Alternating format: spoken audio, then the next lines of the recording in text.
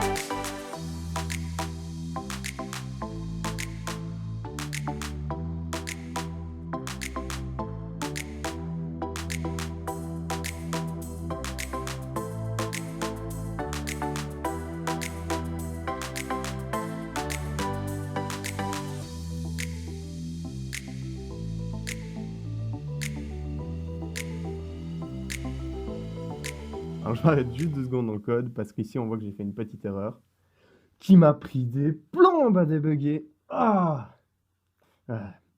En gros, je vérifie 2 fois la dernière ligne du jeu au lieu de vérifier la ligne du milieu pour détecter la fin de jeu.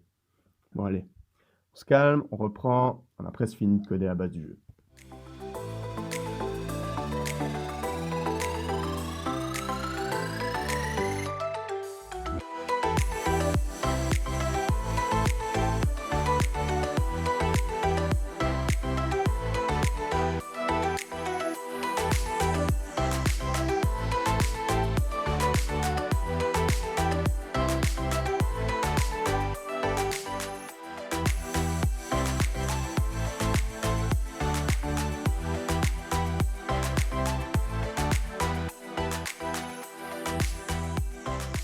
Bon, voyons ce que ça donne pour l'instant.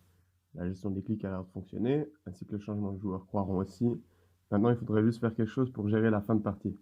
On va simplement relancer au début avec un quadrillage vide. Il n'est pas nécessaire dans notre cas de faire un affichage spécial une fois la partie finie.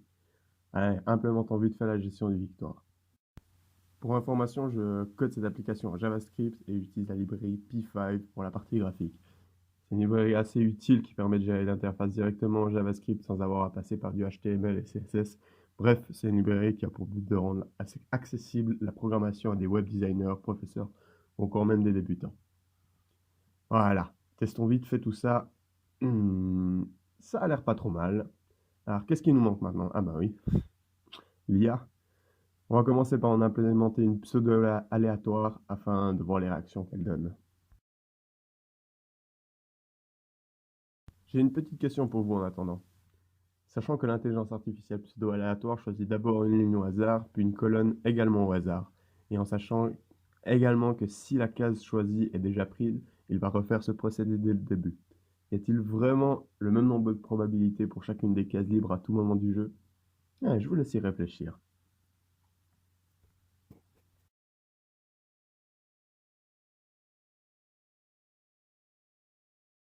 Voilà, maintenant on a une IA très basique mais fonctionnelle.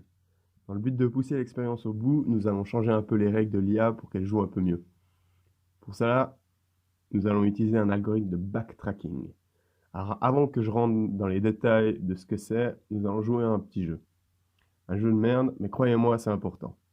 Ce jeu, c'est le min-max, où l'un des deux joueurs doit atteindre le plus grand nombre tandis que le second doit atteindre le plus petit nombre possible.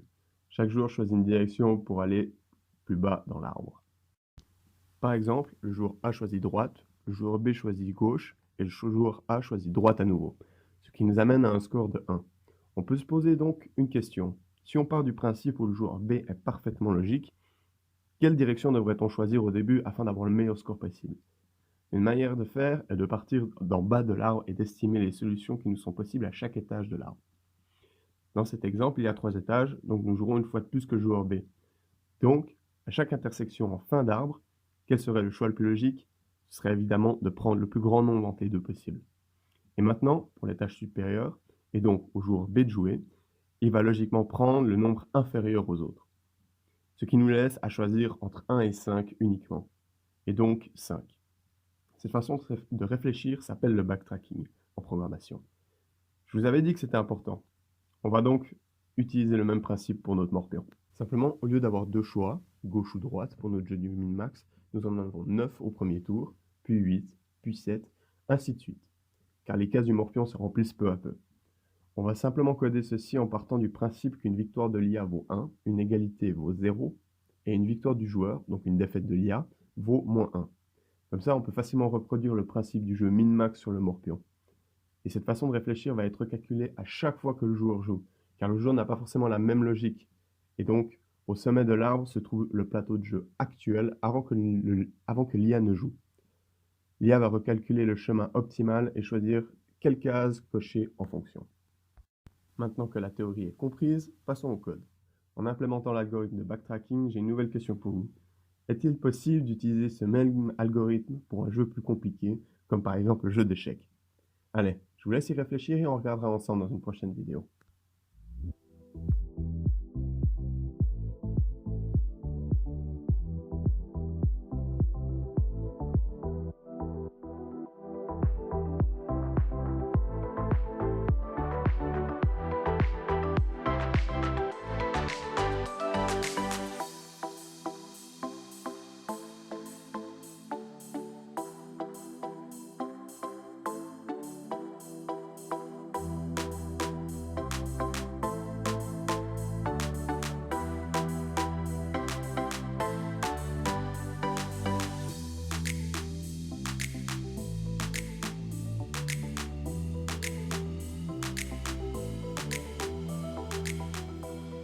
Maintenant que l'algorithme d'intelligence artificielle est complètement implémenté, regardons comment elle réagit contre nous. Déjà, la première remarque intéressante, c'est qu'elle réagit très rapidement. Le temps de réflexion de l'IA reste très court. Et si on lui laisse une possibilité de gagner, l'IA le remarque directement et donc gagne. On remarque même qu'elle a des petites stratégies pour optimiser ses chances de gagner. Après avoir fait beaucoup d'essais, je n'ai pas gagné une seule fois, ayant obtenu une égalité au mieux, ce qui la rend à peu près équivalent à un joueur humain ayant un minimum de logique. Parce que soyons francs entre nous, quand on joue contre quelqu'un qui connaît les règles du jeu, généralement ça finit en égalité. Le code source de l'IA est disponible sur mon GitHub, le lien est dans la description si vous voulez l'essayer, la modifier et tout.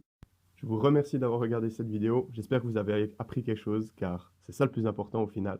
C'est ma toute première vidéo sur YouTube, alors si le coussin vous a plu, je vous invite à lâcher un petit pouce en l'air et avec un peu de chance on se reverra dans une prochaine vidéo. Allez, ciao!